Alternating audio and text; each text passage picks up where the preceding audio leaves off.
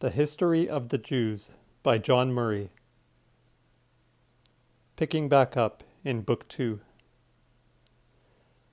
Several other incidents in the Mosaic history seem to confirm the opinion that these invaders had been expelled and that but recently, before the period of Joseph's administration. The 7 years of unexampled plenty passed away exactly as the interpreter of the royal dreams had foretold. During all this time, Joseph regularly exacted a fifth of the produce, which was stored up in granaries established by the government. The famine soon began to press heavily, not merely on Egypt, but on all the adjacent countries. Among the first who came to purchase corn appeared the 10 sons of Jacob. It is no easy task to treat, after the Jewish historian, the transactions which took place between Joseph and his family. The relation in the book of Genesis is, perhaps, the most exquisite model of the manner in which history, without elevating its tone or departing from its plain and unadorned veracity, assumes the language and spirit of the most touching poetry. The cold and rhetorical paraphrase of Josephus, sometimes a writer of great vigor and simplicity, enforces the prudence of adhering as closely as possible to the language of the original record. The brothers are at first received with sternness and asperity, charged with being spies come to observe the undefended state of the country. This accusation, though not seriously intended, in some degree confirms the notion that the Egyptians had recently suffered, and therefore constantly apprehended, foreign invasion. They are thrown into prison for 3 days, and released on condition of proving the truth of their story, by bringing their younger brother Benjamin with them. Their own danger brings up before their minds the recollection of their crime. They express to one another their deep remorse for the supposed murder of their elder brother, little thinking that Joseph, who had conversed with them through an interpreter, perhaps of the caste mentioned by Herodotus, understood every word they said. And Joseph turned about from them and wept. Simeon being left as a hostage, the brothers are dismissed, but on their way they are surprised and alarmed to find their money returned. The suspicious Jacob will not at first entrust his youngest and best beloved child to their care, but their present supply of corn being consumed, they have no alternative between starvation and their return to Egypt. Jacob reluctantly, and with many fond admonitions, commits the surviving child of Rachel to their protection. On their arrival in Egypt, they are better received. The vizier inquires anxiously about the health of their father. Is your father alive, the old man of whom ye spake? Is he yet alive? The sight of his own uterine brother, Benjamin, overpowers him with emotion. He said, God be gracious unto thee, my son. And Joseph made haste, for his bowels did yearn upon his brother. And he sought where to weep, and he entered into his chamber and wept there.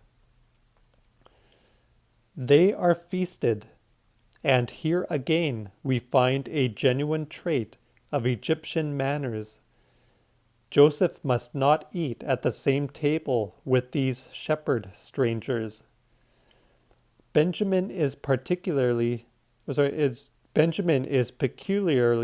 distinguished by a larger portion of meat. The brothers are once more dismissed, but are now pursued and apprehended on a charge of secreting a silver cup which had been concealed in the sack of Benjamin. And at length the great minister of the king of Egypt makes himself known as the brother whom they had sold as a slave. Then Joseph could not refrain himself before all them that stood by him, and he cried, Cause every man to go out from me. And there stood no man with him, while Joseph made himself known unto his brethren.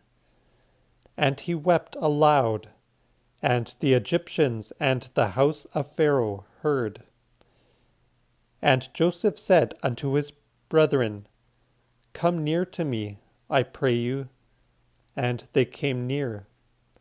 And he said, I am Joseph. Doth my father yet live? And his brethren could not answer him, for they were troubled at his presence. And Joseph said unto his brethren, Come near to me, I pray you. And they came near. And he said, I am Joseph, your brother, whom ye sold into Egypt. Now, therefore, be not grieved, nor angry with yourselves that ye sold me hither. For God did send me before you to preserve life. And he hath made me a father to Pharaoh, and lord of all his house, and a ruler throughout all the land of Egypt. He sends them with great store of provisions, and with an equipage of wagons to transport their father and all their family into Egypt, for 5 years of the famine had still to elapse. His last striking admonition is, See that ye fall not out by the way. When they arrive in Canaan and tell their aged father, Joseph is yet alive, and he is governor over all the land of Egypt, Jacob's heart fainted, for he believed them not. Convinced at length of the surprising change of fortune, he says, It is enough Joseph my son is yet alive. I will go and see him before I die. Thus all the legitimate descendants of Abraham with their families, amounting in number to 70, migrate into Egypt. The high credit of Joseph ensures them a friendly reception, and the fertile district of Goshen, the best pasture land of Egypt, is assigned by the munificent sovereign for their residence. But if the deadly hostility borne by the native Egyptians to foreign shepherds really originated in the cause which has been indicated above, the magnanimity of Joseph is not disclaiming his connection with a race in such low esteem, and his influence in obtaining them such hospitable reception must not escape our notice. Their establishment in Goshen coincides in a remarkable manner with this theory. The last stronghold of the shepherd kings was the city of Abaris. Abaris must have been situated either within... Sorry, let me find that.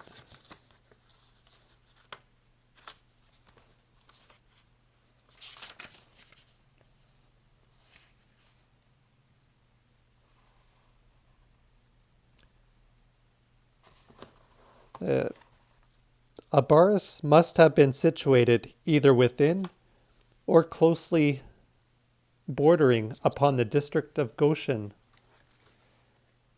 The expulsion of the shepherds would leave the tract unoccupied and open for the settlement of another pastoral people. Goshen itself was likewise called Rameses, a word ingeniously explained by Jablonski as meaning the land of shepherds, and contained all the low and sometimes marshy meadows which lie on the Pelusiac branch of the Nile, and extend very considerably to the south. Here, says Milet, the grass grows to the height of a man, and so thick that an ox may browse a whole day lying on the ground. Joseph pursued the system of his government with consummate vigor and prudence. His measures, however calculated to raise the royal authority, seem to have been highly popular with all classes of the nation. It is difficult precisely to understand the views or the consequences of the total revolution in the tenure of property which he effected. During the first years of the dearth, all the money of the country found its way into the royal treasury. In a short time after, all the inhabitants hastened to part with their stock, and at length were glad to purchase subsistence at the price of their lands. Thus the whole territory, except that of the priests, was vested in the crown. Whether the common people had any landed property before this period, and whether that triple division of the lands, 1/3 to the king, for the expenses of the court and government, 1/3 to the priests, and the other third to the military class, existed previous to this epoch, we have no means of ascertaining. The Mosaic history seems to infer that the body of the people were the possessors of the soil. If, however, the state of property described above from Diodorus was anterior to this period, the financial operation of Joseph consisted in the resumption of the crown lands from the tenants, with the reletting of the whole on one plain and uniform system, and the acquisition of that of the military. In either case, the terms on which the whole was relet, with the reservation of 1/5 to the royal exchequer, seem liberal and advantageous to the cultivator, especially if we compare them with the exactions to which the peasantry in the despotic countries of the East, or the miserable fellahs who now cultivate the banks of the Nile, are exposed. Another part of Joseph's policy is still more difficult clearly to comprehend: his removing the people into the cities. This has been supposed by some an arbitrary measure, in order to break the ties of attachment in the former possessors to their native farms; by others a wise scheme intended to civilize the rude peasantry. A passage in Belzoni's travels may throw some light on the transaction. He describes the condition of the poor cultivators in Upper Egypt as wretched and dangerous.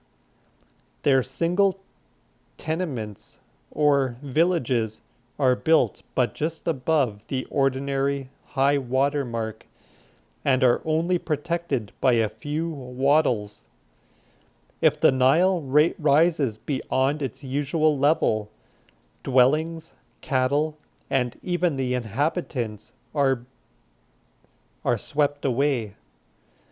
The measure of Joseph may have been merely intended to secure the improvident peasantry against these common but fatal accidents. Among the fertile pastures of Goshen, enjoying undisturbed plenty and prosperity, the sons of Jacob began to increase with great, but by no means incredible, rapidity. The prolific soil of Egypt not merely increases the fertility of vegetable and animal life, but that of the human race likewise. This fact is noticed by many ancient writers, particularly Aristotle, who states that women in Egypt sometimes produce 3, 4, or even 7 at a birth. Early marriages, polygamy, the longer duration of life, abundance and cheapness of provisions would tend, under the divine blessing, still further to promote the population of this flourishing district. At the end of 17 years, Jacob died, aged 147. Before his death, he bestowed his last blessing on Joseph, and solemnly adjured him to transfer his remains to the cemetery of the tribe in Canaan. The history of his life terminates with a splendid poetical prophecy describing the character of his sons and the possessions they were to occupy in the partition of the promised land. This poem was no doubt treasured up with the most religious care among the traditions of the tribes. One curious point proves its antiquity. The most splendid destiny is awarded to Judah and the sons of Joseph. But Jacob had never forgotten the barbarity of Simeon and Levi. These two families are condemned to the same inferior and degraded lot, as divided and scattered among their brethren. Yet how different their fate! The tribe of Levi attained the highest rank among their brethren. Scattered indeed they were, but in stations of the first distinction, while the feeble tribe of Simeon soon dwindled into insignificance and became almost extinct. A later poet, certainly Moses himself, would not have united these two tribes under the same destiny. The funeral procession of Jacob was conducted with Egyptian magnificence to the sepulchre of his fathers, to the great and lasting astonishment of the native Canaanites. The protecting presence of their father being withdrawn, the brothers began again to apprehend the hostility of Joseph. But his favor still watched over the growing settlement, and he himself at length, having seen his great-grandchildren upon his knees, died at the age of 110 years. He left directions that his body should be embalmed and put into a coffin on the return of his kindred to Canaan, to be transported to the grave of his forefathers. How long a period elapsed between the migration into Egypt under Jacob and the exodus or departure under Moses has been a question debated from the earliest ages by Jewish, no less than Christian, writers.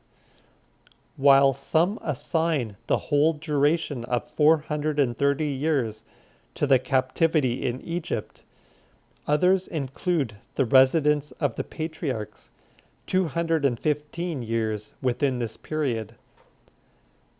The vestiges of this controversy appear in all the earlier writings. The Hebrew and Samaritan texts, the different copies of the Greek versions of the scriptures differ. Saint Stephen, in the Acts, seems to have followed one opinion. Saint Paul, in his epistle to the Galatians, the other. Josephus contradicts himself repeatedly. The great body of English divines follow the latter hypothesis. The great modern scholars of Germany generally prefer the former. The following brief statement may throw some light on this intricate subject. The Jews were firmly and religiously persuaded that their genealogies were not merely accurate, but complete. As then only two names appeared between Levi and Moses, those of Kohat and Amram, and the date of life assigned to these two seemed irreconcilable with the longer period of 430 years, they adopted very generally the notion that only 215 years were passed in Egypt.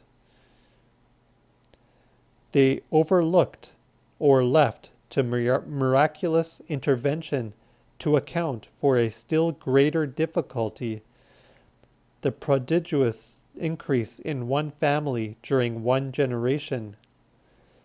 In the desert, the males of the descendants of Kohat are reckoned at 8,609. Kohat had 4 sons.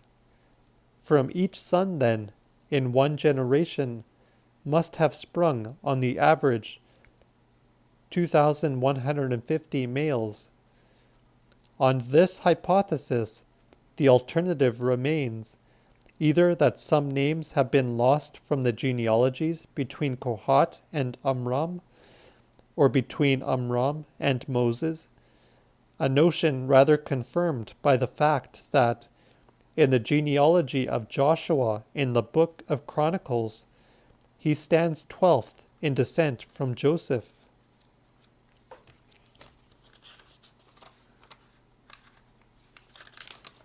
While Moses is the 4th from Levi, or as there are strong grounds for suspecting, some general error runs through the whole numbering of the Israelites in the desert. At what period in Egyptian history the migration under Jacob took place, and which of the pharaohs perished in the Red Sea, may possibly come to light from the future investigation of the hieroglyphic monuments by Messire Champollion. One point appears certain from the Mosaic history, that the patron of Joseph was one of the native sovereigns of Egypt, not, as Eusebius supposed, one of the foreign shepherd dynasty.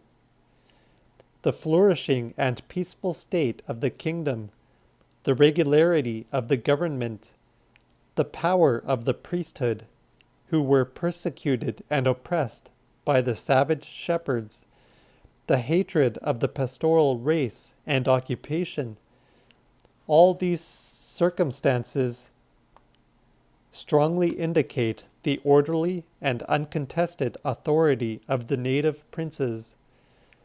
In process of time, such is the lot of the greatest of public benefactors. The services of the wise and popular vizier were forgotten. A new king arose, who knew not Joseph, and began to look with jealous apprehension on this race of strangers, thus occupying his most open and accessible frontier, and able to give free passage or join in a dangerous confederacy with any foreign invader. With inhuman policy, he commenced a system of oppression, intended at once to check their increase and break the dangerous spirit of revolt. They were seized and forced to labor at the public works in building new cities, Pitom and Ramses, called treasure cities. Josephus employs them on the pyramids, and on the great canals, and on vast dams built for the purpose of irrigation. But tyranny, short-sighted as inhuman, failed in its purpose. Even under these unfavorable circumstances, the strangers still increased. In the damstone quarry, in the lime pit and brick field, toiling beneath burdens under a parching sun, they multiplied as rapidly as among the fresh airs and under the cool tents in Goshen. And now, instead of a separate tribe inhabiting a remote province whose loyalty was only suspected, the government found a still more numerous people spread throughout the country and rendered hostile by cruel oppression. Tyranny, having thus wantonly made enemies, must resort to more barbarous means to repress them. A dreadful decree is issued. The midwives, who in this land of hereditary professions were most likely a distinct class under responsible officers, were commanded to destroy all the Hebrew children at their birth. They disobey or evade the command, and the king has now no alternative but to take into his own hands the execution of his exterminating project, which, if carried into effect, would have cut short at once the race of Abraham. Every male child is commanded to be cast into the river, the females preserved, probably to fill in time the harems of their oppressors. I'll pick up back here next time.